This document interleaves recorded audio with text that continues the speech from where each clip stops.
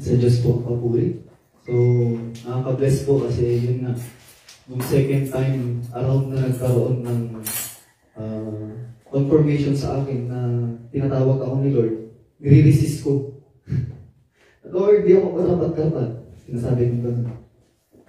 Hanggang sa nung pangatlong confirmation, pero yun nga, in reality sa ating buhay ay danas po tayo. Hindi po tayo excuse sa mga testing, trials, and pagsubok. Andun yung times na puspos ka hanggang and the day goes by, in the days goes by na yung init mo ay yung apoy mo nag-uumapoy ay unti-unti na pala mamamatay. So, wag naman po sana mangyari sa atin yun, and I hope yun nga pinaalala sa akin ni Lord na pakamithin nyo, hangarin nyo magsalita ng mga salita ko sapagkat sabi nga niya, ang nagsasalita sa aking mga salita ay ang church, ang kanyang binibuild up. Kumbaga, pinapalakas tayo sa bawat isa sa atin. Even me, kahit ako yung nag-share, naniniwala ko na, sabi nga sa Matthew 4:4, hindi lang sa tinapay, kumakain ng tao, hindi sa mga salita, namumutawi sa bibig ng Panginoong Diyos. So, amen po. So,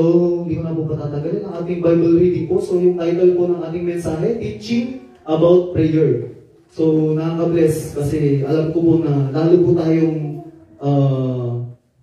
mag-uumapoy sa pananalangin kasi isa ito sa mga basic as Christian na dapat ay hindi mawala po sa atin.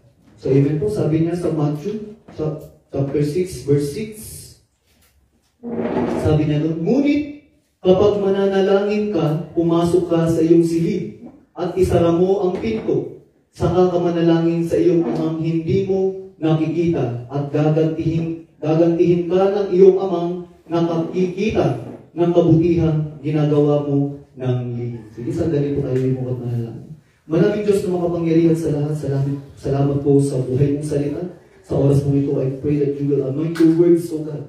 Nagagamitin mo ko bilang iyong mouthpiece, Panginoon. Hayaan mo, Diyos, na magbigay ng kalakasan at patuloy na ma-empower at ma-equip ang bawat isa sa amin, Panginoon, sapagkat sabi mo that we must back to basic ang pananalangin, Panginoon, sapagkat ikaw din po ay naging halimbawa sa bawat isa sa amin. Sa dalangin ko po na patuloy na pagkalooban po kami ng karunungan, ng kaalaman, at ng kaunawaan sa iyong mga salita, at dalangin ko na yung banal mong Espiritu ang siyang tunay na magtuturo sa bawat isa sa amin, Panginoon, at may tanim ng malalim sa aming puso't isipan at may ukit, Panginoon, at patuloy na masunod po namin ang iyong mga salita. Ito ang aming sabot dalangin sa matamis na pangalan ng ating Panginoong Jesus ang lahat ay nasabi na.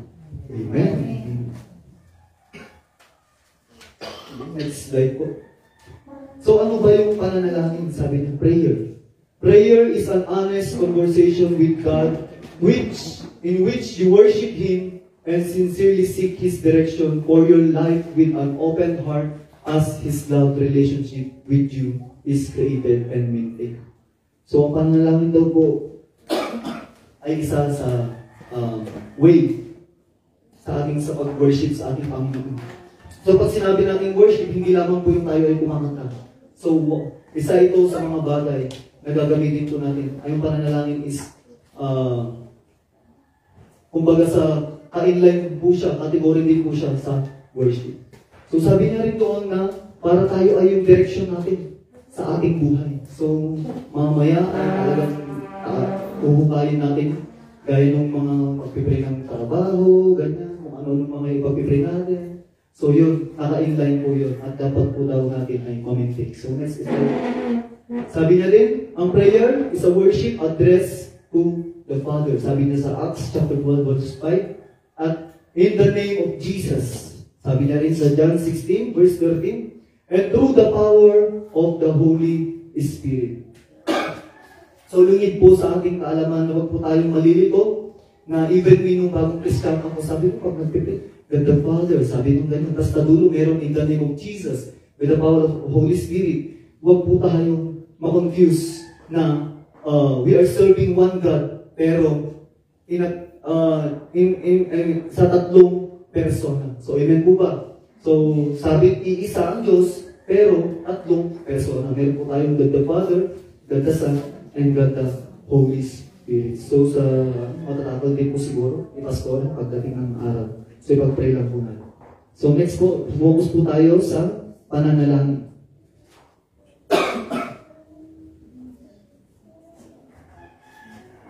Sabi niya, basahin ko lang yung kabuuan ng ating text ko, sabi niya doon, sa Matthew 6, verse 5. Kapag nananalangin kayo, huwag kayong tumulad sa mga mapagkunwari. Mahilig silang manalangin, nakatayo, sa mga sinagoga at sa mga kanto upang makita ng mga tao.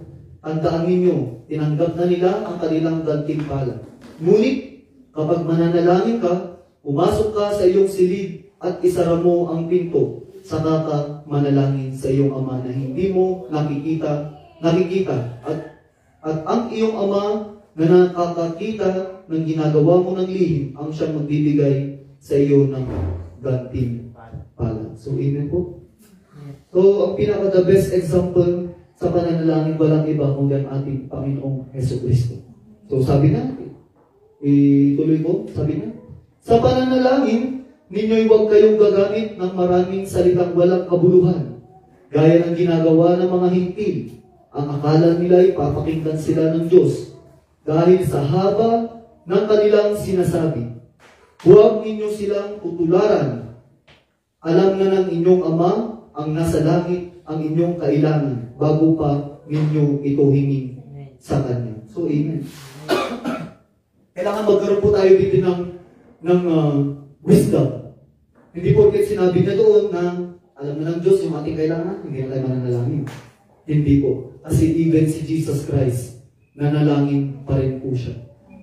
So, ganito kayo manalangin, sabi ni Jesus. Ama, naming nasa langit, sambahin nawa ang iyong pangalan. Dumating nawa ang iyong kaharian. Masunog nawa ang iyong kalooban dito sa lupa, tulad ng nasa langit. Bigyan mo kami ng anumang pagkain sa araw-araw. At patawarin mo kami sa aming mga kasalanan, tulad ng pagpapatawad namin sa mga nagkakasala sa amin. Verse 13. At huwag mo kaming hayaang matukso, kundi iligtas mo kami sa masama, sapagkat iyo ang kaharian at ang kapangyarihan at ang kaluwalhatian magpakailan man. Amen. So, ligid po sa ating kaalaman na alam ko po na yung iba dito siguro ay galing sa ibang mga sekta. Kasi even me, nung time na ako po ay alam na po natin yung di ba? Napakahaba. Siguro 30 minutes hanggang isang oras ata yun. Pag nagpipray, paulit-ulit, di ba? Have mercy on us, sabi niyo doon. Pero, doon ako na, ito nga, nasabi ng ating Panginoon na wala palang kabuluhan yung ganoong pananalangin na paulit-ulit. Pero meron naman sa atin, as Christian, meron naman po yung paulit-ulit tayong nananalangin. Yun po yung tinatawag nating intercessory. Ibig sabihin, ipagpipray natin yung tao na dapat maligtas. Paulit-ulit yan, paulit-ulit. Gaya nung yung balo, na paulit-ulit siyang bumabalik doon sa hukom. Hanggang sa nainis na yung hukom, binigay na yung justice. So, ganun din, meron din yung time na sa pananalangin natin na ang tagal-tagal, pero ipagkagalaw din natin ng Diyos kung ito ay kalooban niya. So, mamaya, magkakaroon po tayo ng about sa mga testimony para lalo nating mas maintindihan kung ano ba yung tamang pananalangin. So, sa pananalangin, meron po tayong acronyms para hindi po tayo malito na susundan. Dito sa Acts, sabi niya. Yung A, sabi niya, yung A, adoration. Sabi niya sa Psalm 95 verse 6, tayo ay lumapit sa Kanya, sumamba at magbigay galang. Lumuhod sa harap nitong Panginoon sa ating lumalang. So, amen? Ito yung pagkaintindi ko noon yung adoration. Lord, we give you the adoration. Ibig sabihin, dito mo sinasabi kung sino si God. O Diyos Ama, ikaw ang may likha ng langit. Di ba sabi niya?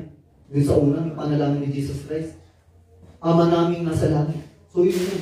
So, ang ating Diyos, hindi natin nakikita dito sa lupa. Nasa langit siya.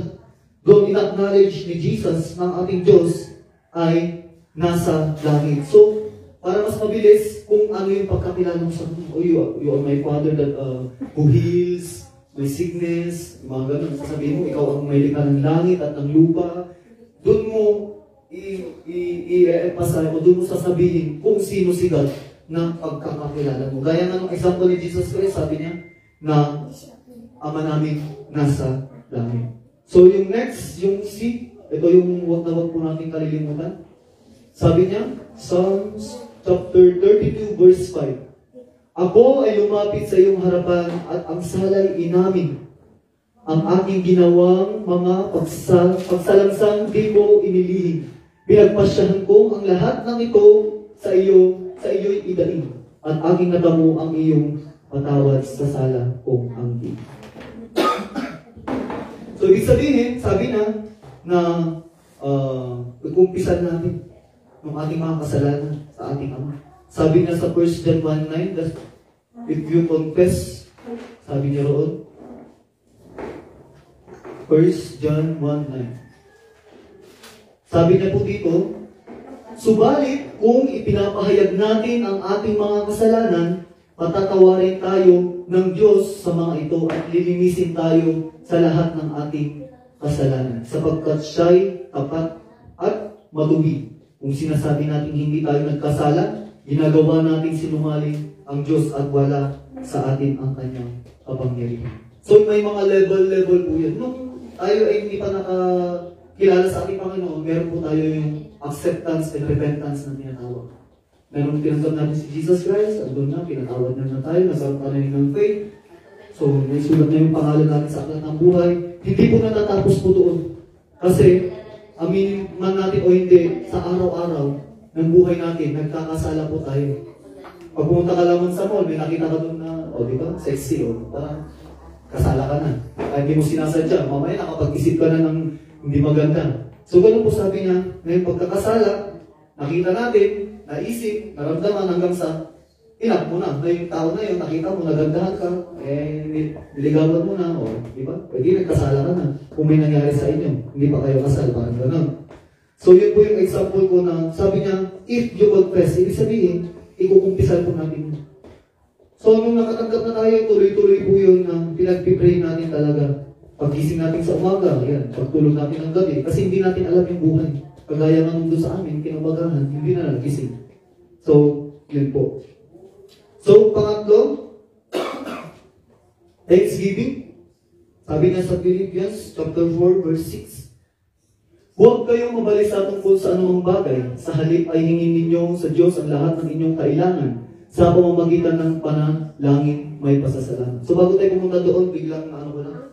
Yung prayer ni Jesus, di ba, sabi na doon na bukod sa humingi tayo ng kapatawaran kay God, ipatawaran din natin yung mga taong nagkasala sa atin. Baka naman humingi ka ng kapatawaran, tapos yung kapitbahay mo, di ba? Hindi mo naman mapapatawad. Di ba pakinggan ng Diyos yung ating panalangin? Sabi na doon, yung example, sabi ni Jesus na meron yung sinabi, patawarin mo kami sa aming mga kasalanan tulad ng pagpapatawad namin sa mga nagkakasala sa atin. So yung pangatlo, yun nga, yung Thanksgiving, sabi na doon, sabi ni Jesus, bigyan mo kami ng aming pagkain sa araw-araw. Hindi na po sinabing, bigyan mo kami ng pagkain ng pang-isang buwan. Di ba? Hindi na sinabing pang-isang taon. Bakit? Kasi nga, ang nais ng ating Panginoon ay araw-araw tayo nananalangin. Ligid po sa ating kaalaman, meron pong paniniwala yung iba, biro nung may oras, alas 9, mananalangin, alas 3, di ba? Alas 6, alas 9. Tapos ikaw na Kristiyano, di ba? Hindi ka ba makapag-pray ng isang beses sa isang araw? Di ba? Parang sampal sa atin yun. Kung tutuusin, alam natin na nasa tama tayo, dapat tayo yung mas andun yung eagerness natin na manalangin. So, yun sabi niya, yung kakailanganin natin. Number 1 sa listahan yung pagkain talaga, no? Yung nilagay ni Jesus. So yung pang-apat, supplication.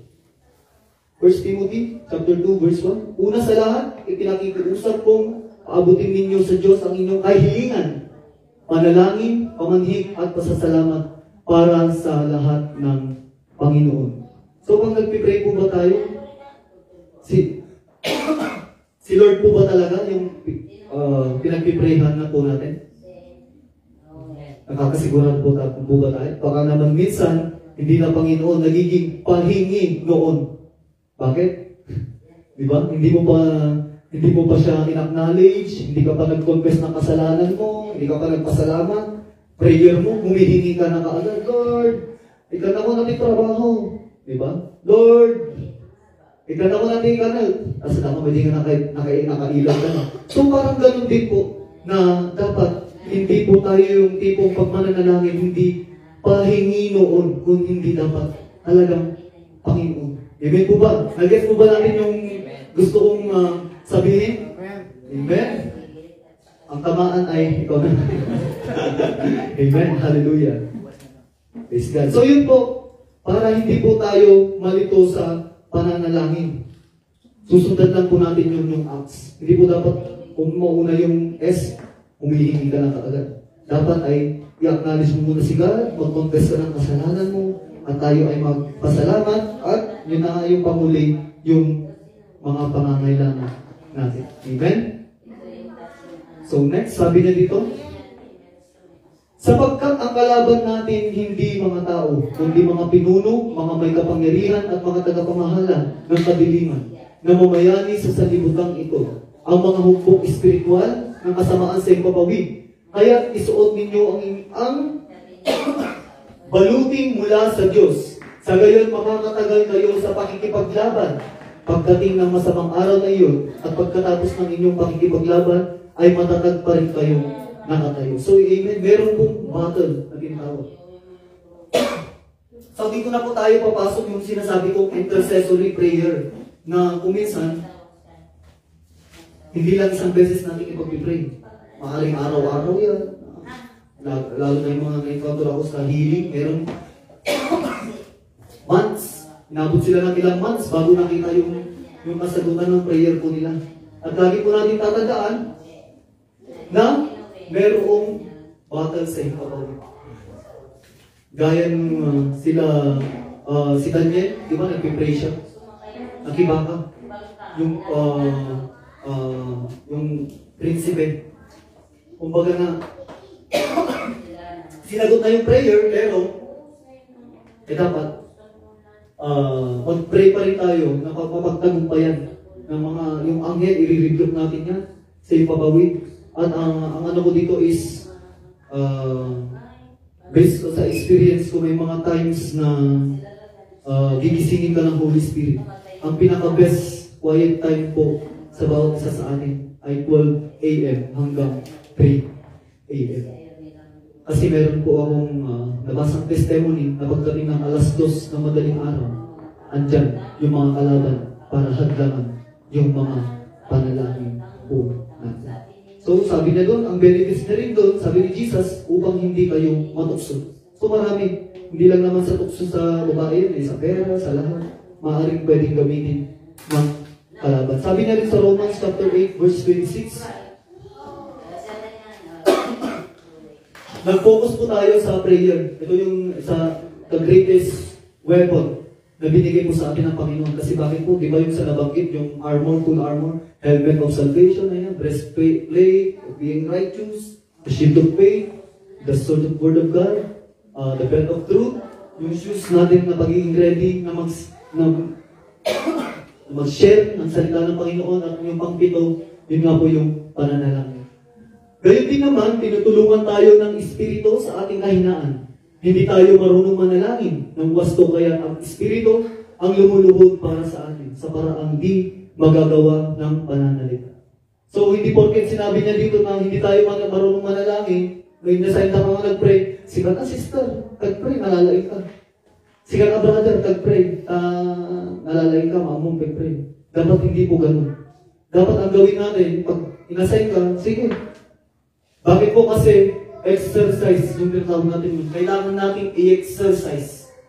Na even unbelievers yan, o believers, dapat tayo pa ay nagiging handa sa pakikipagbaka sa pananalangin. Dahil nung time nung pag may nag-birthday, hindi naman sila believers, pero brother, ipag-pray. Diba? So, ano ba gawin na?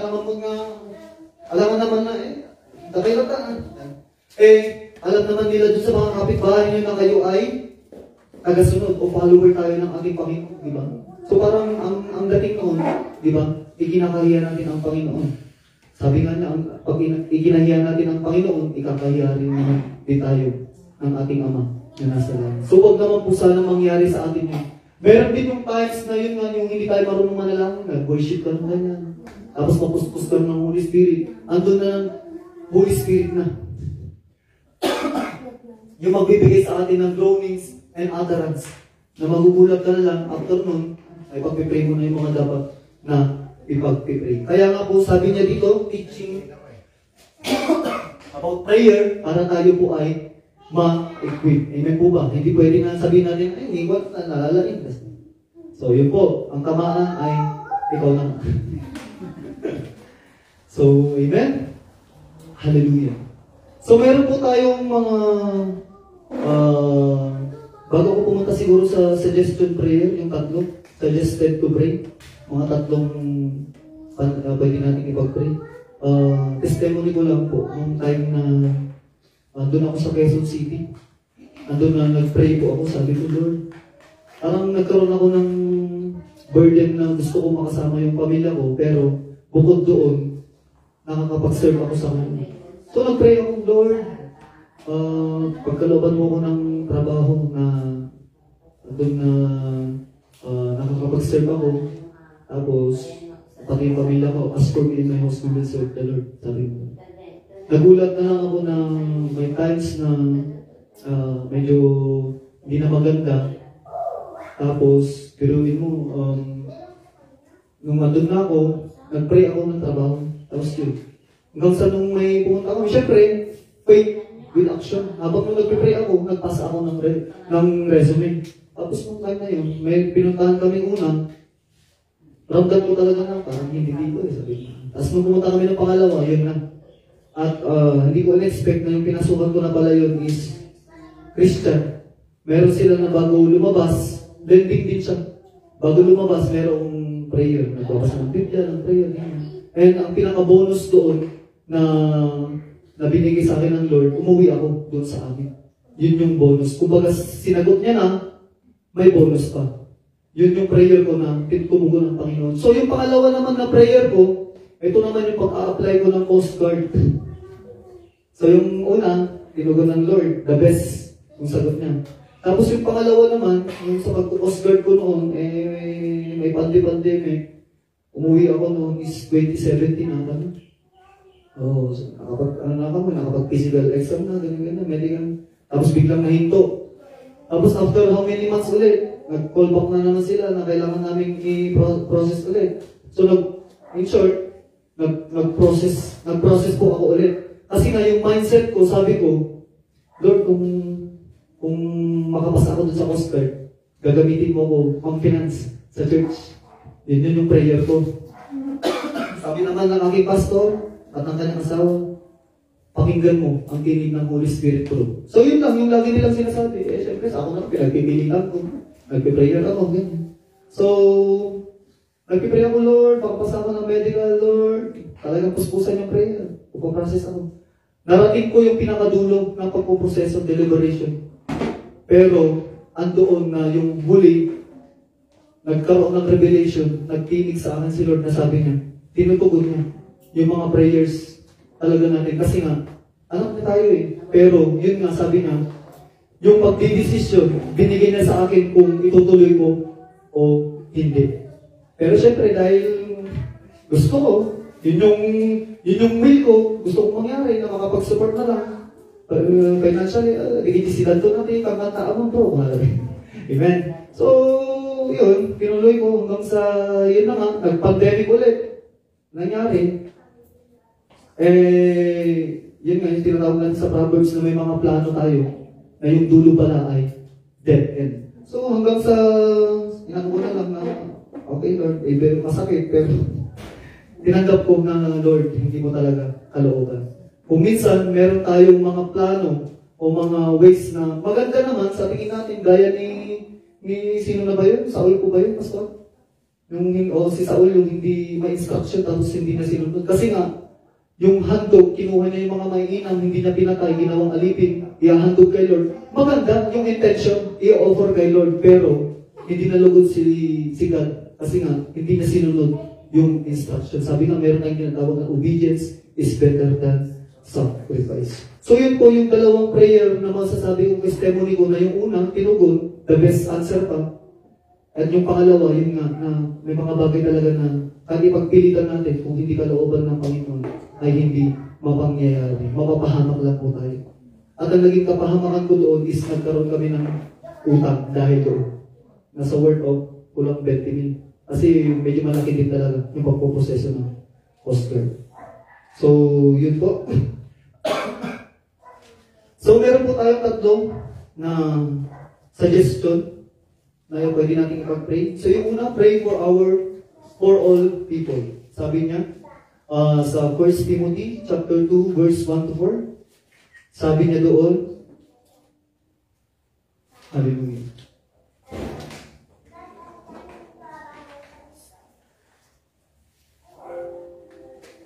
Ipag-pray po natin yung mga namamahala sa atin. Yung mga, sa ibang bansa kasi meron silang yung tawag ng king, di ba? Yung kagaya ni Queen Elizabeth. Yun. Sa atin kasi president.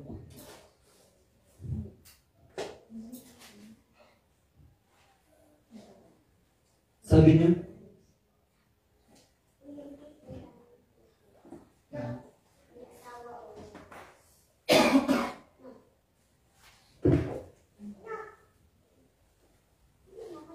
First Timothy chapter 2. Yeah. Una sa lahat, ipinakikiusap kong paabutin ninyo sa Diyos ang inyong kahilingan, panalangin, pamanghik, at pasasalamat para sa lahat ng tao. Gayon din ang gawin ninyo para sa mga hari at mga may kapangyarihan upang makapamuhay tayo ng tahimik at payapa, marangal at may kabanalan. Ito ang mabuti at nakalulugod sa Diyos na ating tagapagligtas, na ang ibig ay maligtas ang lahat ng tao at makaalam ng katotohanan. So, amen po. So, bakit po natin ipagpipray yung mga president, yung mga namamahala? Kasi sabi niya doon, para daw po tayo ay makapamuhay ng tahimik at payapa at marangal at may kabanalan. Ulihin po sa ating kaalaman, kaya pinagpipray po natin yung mga Christian na nakaupo like Joel Villanueva. Kasi nga, sila yung magiging mediator natin na yung mga batas na gusto nilang ipasa dahil yun yung kagustuhan ng tao, pero hindi naman kaluluguran sa ating Diyos. So yun po yung dapat nating isaisip na mayroong mga bagay na ipinagpipilitan ng mundo pero hindi nakalulugod sa ating Panginoon. Katulad nung may naringgan akong testimony sa North Korea. Lord, pwede mong mamatay na lang. Pinagpipray nila. Kasi nga, napakasama niya talaga kung titignan po natin. Pero sabi niya doon na ang lahat ng tao ay makaalam ng katotohanan at yung will ni Lord is maligtas ang lahat, di ba sabi niya? So, nagkaroon ng revelation na dapat hindi ganun yung prayer. Dapat, Lord, you will make a way. Mayroong gamitin na magsalita para sa ginto ay maligtas. Kasi nga, di ba yung isang kaluluwa na maligtas, magsisi at magbalik doon, di ba naksala sa mga anghel. So, yun yung talagang pinakahalaga ng kaluluwa. Hindi yung mamarkat mo nila sa'yo. Bantang, masyaranan ka. Hindi po dapat gano'n yung maging approach mo natin. Kasi bishop ba? Amat yung pinakasabahan. Bantang ka na, wakat, matayan ka, okay ba? Parang nagiging kuwan pa tayo na pinupush natin o inano natin yung tao. Hindi po, kasi nga, lagi natin tandaan that we are under judgment. Lahat tayo sa ating Panginoon. So, pangalawa, pray for our pastors. Ayan. At mga leaders, even members. Yung laging binabanggit ng pastor namin, sabi niya, ikararagan ka kami, kakabsat. Ganun. Kasi, not just all the time, na malakas po sila. May times, siyempre, yun nga, hindi po tayo excuse sa testing and trials. Sabi niya doon sa Ephesians, chapter 6, verse 19, ipanalangin din ninyong ako'y pagkalooban ng wastong pananalita upang buong tapang kong maipahayag ang hiwaga ng mabuting balita. Dahil sa mabuting balita ito, ako'y sinugo at ngayon natatanikalaan. Kaya't ipanalangin ninyong maipahayag ko ito ng buong tapang gaya ng nararapat. So, no agad ikawain, natayan, crusade, manghihingi ng prayer or may sakit karamdaman, yun talaga. Yun yung magiging bahagi natin. Kung hindi tayo makapunta doon, why not na tayo po imanalangin? Para yung panalangin natin ay yun yung magiging kalakasan ng ating pastor. And tested and proven ko yan. Na sabi ko, Lord, may babasa kasi ako ng Bible Tapos, andun na nagkakaroon ako ng karunungan ng, ganun pala, yung Holy Spirit. Lord, pinag-pray ko, sinabi ko sa sarili ko na, Lord, hindi naman po pwede na ako yung mag-share sa pastor. Sabi ko gano'n. So, ang ginawa ko, pinag-pray ko siya na, Lord, pagkaloban mo siya ng wisdom and knowledge and divine understanding para maipahayag niya yung mga salita mo. Sabi niya doon, yung nararapat, sabi niya doon, totoo, sabi niya, at buong tapang. Kasi alam niyo po, mahirap po magsalita talaga dito sa harapan. Kasi dyan maglalaban yung sarili mo at yung kay Lord. Na meron yung times na mag-aalangan kang bitawan yung salita kasi nga may masasaktan. Pero sabi nga, pinapalo ng Panginoon ang kanyang iniibig. So pangatlo, siyempre, yung sarili natin ipag-pray din po natin, mga kapatid. So yung quiet time, sabi ko nga, 12 midnight hanggang 3 a.m. Talagang yun yung pagsasakripisyo talaga. Sabi niya doon,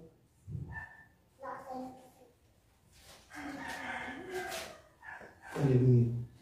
Chapter 6, verse 7.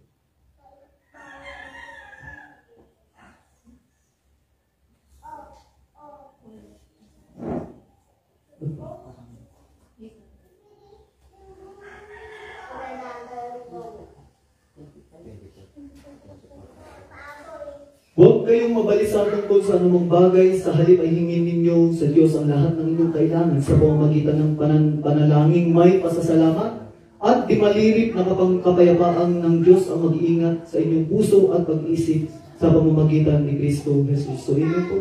Gaya ng Kristiyano ko na dati nung trabaho, talagang sinabi ko, Lord, I barely needed. Pero nagkaroon ako ng trips. Pero, timbangin pa rin natin kung ano yung nakalulugod sa ating Panginoon. Kaya sabi nga niya,